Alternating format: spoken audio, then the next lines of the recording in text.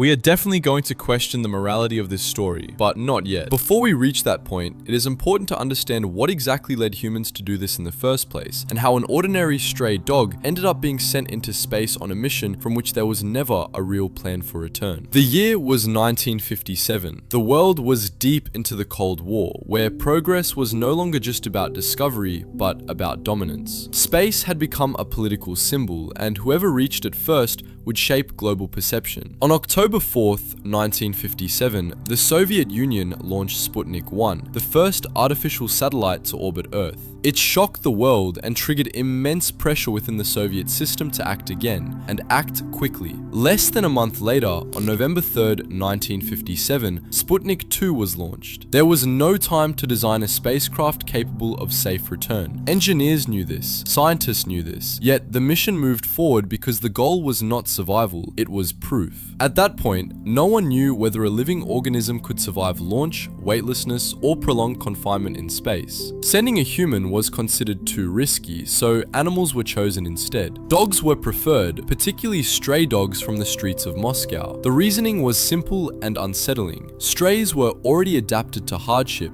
cold, hunger, and stress. Laika was one of them. She was not special, not heroic, just calm enough to endure training. She was confined in increasingly smaller cages, exposed to loud noises and vibrations, fitted with sensors to monitor her heartbeat and breathing, and trained to remain still for long periods. On launch day, Laika became the first living being to orbit Earth. Her heart rate spiked during liftoff, but she survived the initial phase. For a short time, her vital signs were transmitted back to Earth. But the spacecraft had a fatal flaw. Its thermal control system failed, and the cabin began to overheat. Within a few hours, Laika died from extreme heat and stress, though the truth was hidden for decades. Sputnik 2 continued orbiting until April 14th, 1958, when it burned up in Earth's atmosphere, Laika's body still inside. Now, this is where the moral question begins, but not with a simple answer. Laika did not choose this. Her life was treated as expendable, and yet her mission proved that a living organism could survive spaceflight, paving the way for human exploration. I'm not here to tell you whether this was moral or immoral. That judgment belongs to you. History is rarely clean, and progress often comes at a cost. The comment section is open. Your opinion matters.